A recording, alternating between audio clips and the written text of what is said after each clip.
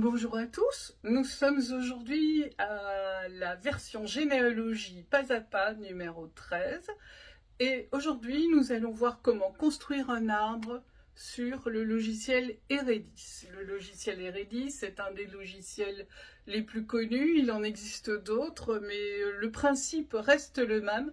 Donc si vous allez sur un autre logiciel, eh bien vous pourrez probablement suivre la même mise en route si vous voulez. Alors j'aimerais quand même faire une mise en garde avant d'aller plus loin. Il y en a certains qui se vantent d'avoir des versions craquées. Moi personnellement je suis tout à fait contre ce genre de principe. Ça ne fait pas partie du tout de mon éthique pour la bonne raison qu'il y a des gens derrière ces logiciels qui ont créé des idées, ce sont des producteurs d'idées, des auteurs. C'est comme pour la musique, c'est comme pour les écrits. Il y a énormément de gens qui font du plagiat. Moi, je n'aime pas ce principe, donc j'achète la version Eredis, je renouvelle quand je veux la renouveler. D'autre part, quand vous avez une version craquée, vous n'avez pas une version propre, on va dire. Vous voulez sauvegarder vos données, eh bien vous obtenez des choses avec des risques. Et en plus, vous ne savez pas non plus qui l'a fait. Donc vous pouvez très bien avoir des virus, un cheval de Troie ou des choses comme ça, que vous ignorez. Et en plus, il n'y a pas de possibilité de mise à jour. Vous risquez de devoir demander un nouveau crack. Donc voilà, moi je suis complètement contre les versions craquées. Puis je pense que toute panne mérite salaire et que ceux qui ont inventé ces systèmes-là ont le droit aussi d'avoir une rétribution. J'ai des fantômes dans la maison. Les rideaux bougent, c'est mon chien qui est là-bas en bas et qui a décidé, chaque fois que je fais une vidéo, de se mettre à jouer dans les rideaux. Il va falloir faire avec. Je vais vous le présenter. Stuart Little, le petit berger des Shetland qui fait des bêtises. Ben oui, on parle de toi dans la vidéo. Bonjour. Il fait aussi la généalogie. C'est mon assistant. Il est adorable. Mais il faut absolument qu'il participe. Donc voilà, je vous rejoins dans mon ordinateur. Nous voici donc sur mon ordinateur. Je vais cliquer ici sur Eredis et je vais le lancer. Et nous arriverons sur la page d'accueil d'Eredis où se trouvent déjà plusieurs généalogies. Quand je vais aller sur la petite maison qui est là, en fait, je vais aller cliquer sur Nouvelle généalogie. Je vais indiquer le nom de Bienvenue puisque c'est notre famille exemple. Je mets pas de prénom. Et là, il prend un petit peu de temps et puis il vous sort en fait l'arbre déjà pré-créé. Ça ressemble à ce qu'on a vu quand on a commencé à créer un arbre en ligne en fait. Donc on va créer la première personne et là vous avez la fiche d'un individu. Alors moi j'aime bien centrer mon travail. Bienvenue Julien. Voilà. Alors il est né en 1982, le 28 du 5. Donc là, on met pas la profession, le sexe s'est mis automatiquement. Il a mis automatiquement que c'est un enfant légitime. Il y a la signature, mais ça, moi je vous conseille en fait de remplir vos fiches au fur et à mesure parce que sinon vous allez l'oublier. Donc essayez d'être le plus complet possible dès le départ. Donc Julien, on sait qu'il s'est signé. Vous avez d'autres symboles qui sont ici, par exemple père introuvable, mère introuvable. Il est sans descendance, sans union. L'individu est secondaire, l'individu est marqué et l'individu est confidentiel. Donc là, on sait qu'il va être confidentiel, mais là, vous travaillez à la maison, donc vous pouvez mettre tout ce que vous voulez comme information. Ce n'est qu'au moment où vous voudrez exporter cette généalogie que vous prendrez les précautions nécessaires. Pour le moment, vous pouvez vraiment avoir l'esprit libre et ne pas vous tracasser de tout ça. Donc on va mettre 28 juin 1982. Il va, hop, vous voyez, il le met 28 mai, pardon, 28 mai 1982. Il le met automatiquement et il nous dit que c'est un vendredi. Le lieu, il est né à Bruxelles. Alors, Bruxelles capitale, hein. Donc c'est 1000, Bruxelles capitale. On n'a pas de source, on ne les ajoute pas et il n'est pas décédé. Et vous voyez, à chaque fois, il y a des sources qu'il faut que vous complétiez pour valider en fait vos informations. Les sources, ce sont les actes que vous aurez trouvés à gauche et à droite. Ici, Julien, on n'a pas besoin. On va créer Julien. Hop. Et donc, euh, là, en l'occurrence, on n'a pas de conjoint et on n'a pas d'enfant parce qu'on n'en a pas créé. Vous voyez que l'âge s'est calculé automatiquement. Il a 41 ans. Il est né à Bruxelles. On va ajouter son conjoint. Il y a le mariage qui est là. Alors, j'ai pas la date de mariage sous les yeux, mais on va compléter ici. C'était Lagarde, Alexandra. Voilà. Tout de suite, il a repéré que c'était du sexe féminin. On met pas sa signature. Elle est fille légitime. Euh, on met pas sa profession, pardon. Elle est fille légitime. On met sa signature. Sa naissance. Alors elle a été baptisée. Faites attention. Ici, c'est soit naissance, soit baptême. On va mettre naissance. Quand on arrivera plus tard, avant 1796, avant 1796, on est sur des registres de baptême. Donc là, il faudra mettre ici, à cet endroit-là, il faudra mettre baptême. Donc là, on a la date d'Alexandra, c'est le 23 janvier 1983. Il va le convertir. Hop. Là, c'était un dimanche. Et elle est née à Roy Malmaison, qui est là, qui est déjà pré-rempli. Et voilà. On crée. Et là, on peut ajouter les enfants. Donc, on a le couple Bienvenue Julien, Lagarde Alexandra. Donc là, on va ajouter le père. Alors, le père, bien sûr, c'est Bienvenu et c'est Bernard. Bernard qui est là. On met pas la profession. On sait que Bernard s'est signé. Et on sait qu'il est né le 1er janvier. Alors, attendez que je regarde mes notes. 1960. Voilà. Et lui, il est né à Longwy. On n'a pas de source, le père est toujours en vie, donc c'est bien indiqué individu existant ici, et on le crée. Ensuite, on va ajouter la maman, qui est Abraham Béatrice. Voilà, elle est légitime, elle s'est signée, et elle est née, c'est vers 1961, voilà. Et elle est née à Deinze, en Flandre belge, hop, Flandre orientale. On sait, par contre, que les parents de Julien, alors on va revenir comme ceci, on double-clique sur la fiche du papa, et vous voyez, on agrandit la fiche et on voit le conjoint, c'est Abraham Béatrice. Mais il en a un deuxième. Il a un deuxième conjoint qui se trouve être non nommé en fait. Il faut faire des recherches pour la trouver. On n'a aucune information sur ce conjoint. Donc en fait, dans l'histoire, si vous voulez, c'est qu'il y a eu un divorce. Et là, on a une petite case où on peut ajouter un événement. Vous voyez, il y a toutes sortes de choses qui apparaissent ici.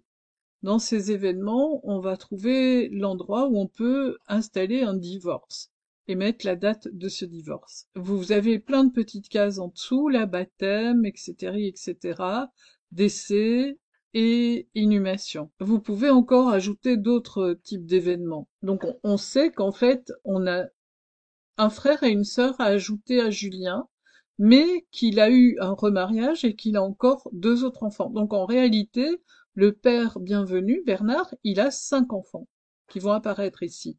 Et si je clique sur sa maman, Abraham Béatrice, on va revenir sur la famille ici, elle a Julien et puis les 2 autres enfants qui vont se trouver là. Quand on veut revenir sur Julien, soit on clique ici, soit on clique sur l'individu racine, qui sera Julien, qui est ici. Donc là, ce que je vous propose de faire, c'est ce qu'on avait fait sur l'arbre en ligne, c'est d'ajouter Alphonse Bienvenu, qui est le grand-père. Alors, il s'est signé, il est né le 19 du 9 1909, Saint-Dié-des-Vosges, donc il va s'inscrire ici. Et lui, le grand-père, il est décédé. Alors, il est décédé le 21 décembre 1967. Donc, le 21 décembre 1967. Et il est décédé au même endroit, à Saint-Dié-des-Vosges. Alors, vous voyez, il l'a proposé directement parce qu'il sait qu'il était né là. On clique et on a créé Bienvenue Alphonse qui se trouve du coup ici. On va ajouter la grand-mère qui est Aimée Dulac. qui, elle, je vous le rappelle, est toujours en vie. Elle est assez âgée, elle sait écrire, donc il n'y a pas de problème. Elle est née en 1925. Le lieu, c'était Thouars, Deux-Sèvres, et elle n'est pas décédée. D'accord, donc on va créer. Maintenant qu'on est sur la fiche de Bienvenue Alphonse, on voit son épouse Aimée Dulac qui est ici. Il faut qu'on aille tout en dessous, ici, dans le carré gauche, et qu'on indique le mariage. Le mariage s'est fait elle avait dit que c'était le 5 septembre 1950.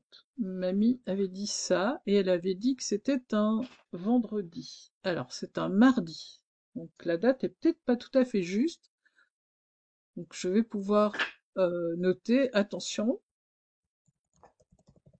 vérifier la date pour le mariage. Et il s'était marié à Thouars.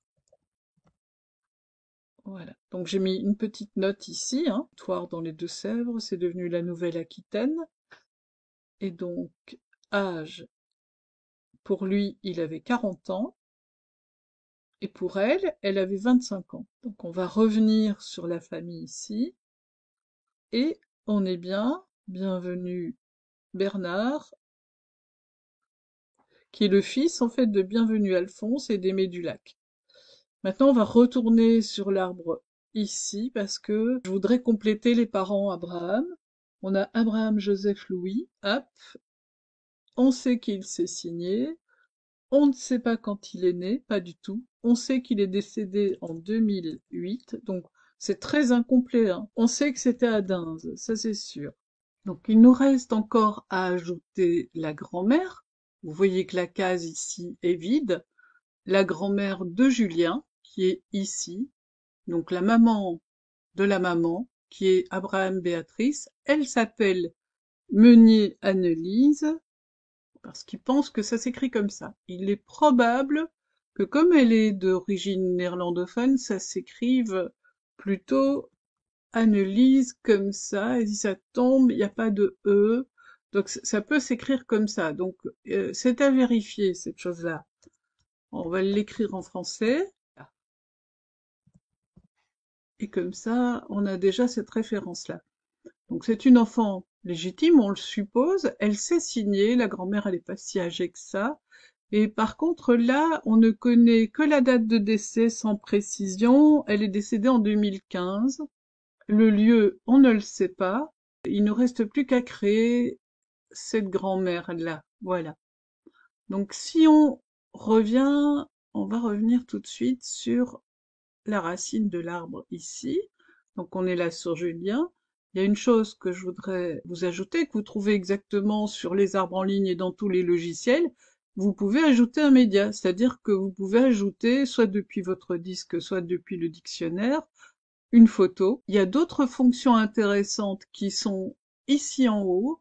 Vous avez le dictionnaire des lieux, vous avez plein de dictionnaires, les noms, les professions, les lieux, etc. Les sources, alors mettez bien vos sources à jour, hein, les dépôts d'archives. Vous pouvez créer un arbre, alors je vais prendre les arbres qui sont là, ascendance, descendante et autres. Ceci, en fait, vous pouvez le créer sur votre imprimante, et ça passera en format A4, bien sûr. Mais vous pouvez aussi l'envoyer chez un imprimeur spécialisé pour la création des arbres. Ensuite, vous pouvez créer des fiches. Ici, vous voyez, les fiches sont élaborées. Et vous pouvez aussi élaborer un livre personnel, où vous avez plusieurs formats, et c'est vous qui choisissez, en fait, comment vous voulez présenter votre généalogie. On va refaire un petit tour de ce que cet arbre peut vous présenter. Donc, vous avez la fiche familiale avec le noyau familial qui est ici, la famille étendue. Alors, il faut laisser l'arbre. Je vais le rétrécir. Il faut laisser l'arbre chercher un petit peu. Donc voilà, la famille présentée différemment. Hein, on commence par Julien, son épouse et les 2 enfants. Et ensuite, on a ses parents. Alors, elle n'est pas très étendue parce qu'en fait, il manque une épouse à sa maman, à son papa, ça on le sait, et il manque un demi-frère et une demi-sœur. Donc lui, il devrait y avoir une autre épouse ici et d'autres enfants qui apparaissent ici. Alors ensuite, vous avez les ascendants qui se présentent dans l'autre sens, avec, ça c'est assez nouveau sur Eredis, en couleur, ce sont les lieux. Donc vous voyez qu'en fait, il y a pas vraiment de cohérence dans les couleurs, hein. Les gens ont beaucoup voyagé. Donc ici, on n'est pas sûr que ce soit Adin, ça peut être dans un petit village, c'est pour ça que je n'ai pas noté, mais ça peut être Adin, hein. Donc ça, c'est à vous à rechercher en fait dans vos ancêtres et à vérifier. Ensuite, on était l'arbre de descendance. Alors c'est plutôt un registre. Et là, si je ferme la garde Alexandra, là pour le moment il est marié. On n'a pas trop de complications parce qu'on n'en a pas rentré. On est resté simple, hein. Pour le moment, on voit ses 2 enfants. Si je vais par exemple remonter sur Alphonse Bienvenu, donc je double-clique sur sa page et je vais sur la famille et les descendances. Là, vous voyez que Bienvenu Alphonse a comme enfant, entre autres, parce qu'on ne les a pas tous rentrés, Bienvenu Bernard, et puis petits-enfants Bienvenu Julien, arrière-petits-enfants Bienvenu Elia et Arthur. Si vous voyez en grisé ici, en fait, vous avez l'épouse. Alors, on va revenir sur notre personnage racine, donc le 1, qui est Julien.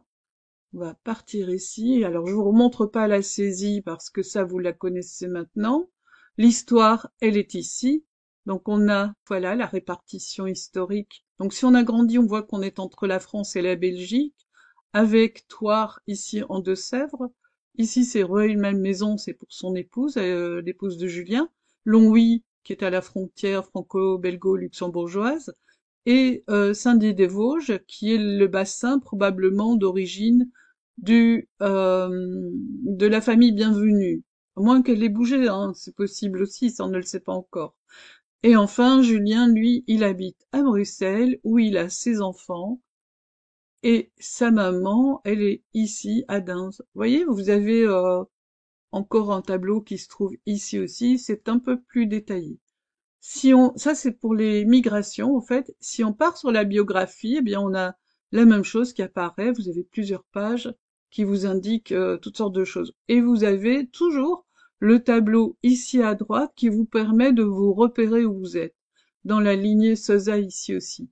Alors, je ne vais pas partir. Là, on est sur des recherches. Si jamais vous avez une panne, vous pouvez toujours lancer une recherche en ligne, hein, vous voyez, assistant de recherche, recherche intelligente, remplacer Family Search.